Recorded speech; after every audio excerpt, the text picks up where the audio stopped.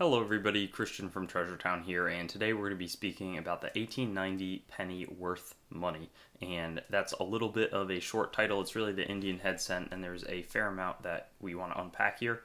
We're going to be talking about sort of the basic history and value, but also focus on the fact that a select few of these are going to be worth way more than the average because they have a small little imperfection, really what we'd call in coin collecting a variety. That's going to be found on a few of those, and I'll show you how to look for that, the specific diagnostics, what it looks like. I have some close-up photos. I'll show you where on the coin to look for it, and then in the PowerPoint presentation I'll have values based off of sort of what condition your potential variety or non-variety coin ends up being in. So let's get right into it. Can't wait to tell you the full picture. And this one is interesting. I don't have the varieties, but the 1890 Indian head cent is going to have both a misplaced date in the base of the neck.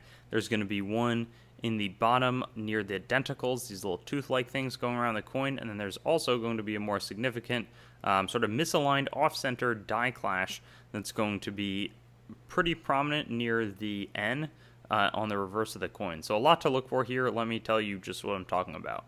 And you'll see it in just a moment, but there's also going to be a double die obverse that you can see pretty well in the U and the United States of America lettering.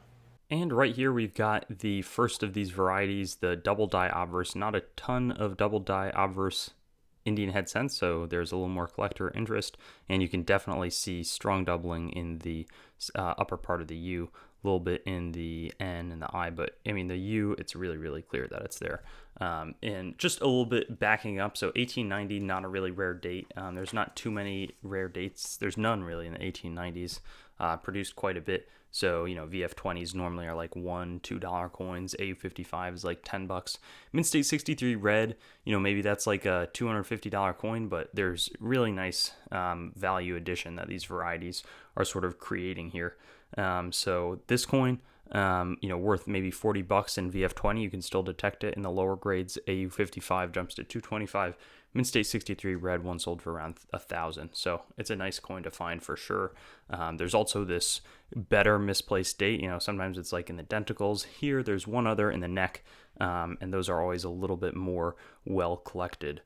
So pretty cool prominent coin. You can see it on lower grade specimens as well. $60 for VF20, $150 in AU55, and then Mint State 64 red brown is $650, again up from about a $250 value without it. Red brown and red coins that are this old always command a really nice premium, but you're still getting some over the top of that on these varieties. The second misplaced date is not quite as crazy. It's just the top of probably a zero. That is, again, similar values, but, maybe a little less cool in my opinion. $50, $125 in AU55, right below that 9. Maybe it's a 9, but I think it's a 0. And then lastly, we got this misaligned die clash. So this is a little more challenging to see just because the photos were not super clear, but sort of the outline of some, a clash where the denticles of another die somehow hit where this die is striking the coins, and you can see it's almost like a little bit of a line here and then a line going right through the center of the N. They're pretty strongly collected. It's a pretty rare coin as well. There's not a lot of these out there. Can be detected on lots of different conditions, and in Mint State 63 brown, that was the auction result, is a $900 coin, up from probably a little under $100 normally. So that really is a coin to look for, and I'd strongly encourage you to check for the for the misaligned die clash. So you got a lot to look for between the two misplaced dates, double die obverse, and something on the back in the misaligned die clash, and a lot of people could miss those. So these are also a little more significant. A lot of the Indian heads are really like some misplaced dates that are more like this, or just a repunched date on a few digits. So this is definitely a cooler one to be able to do a presentation on. Thanks for watching the video. I'd encourage you to like, comment, and subscribe to the channel to stay updated. I've also got Facebook, Instagram, and Twitter, so you can follow me there. TreasureTownYT.com is the main channel website. Definitely give that a visit. I've got a lot of information about me up there and the channel. Coingrabbag.com as well currently redirects there, but it's some good opportunities for very fair grab bags, both made by me and other sellers. A lot of different options, so that's a good way to support.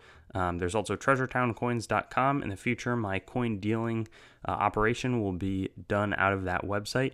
Coinmeltprice.com for updates on the melt prices of your coins, both US and world. A lot of resources in that website. And then coinsmetalscards.com being developed right now as a marketplace and news source for coins, metals, cards, and collectibles in general. So I'll see you on my future videos. Looking forward to seeing you there, and hope you have a good day.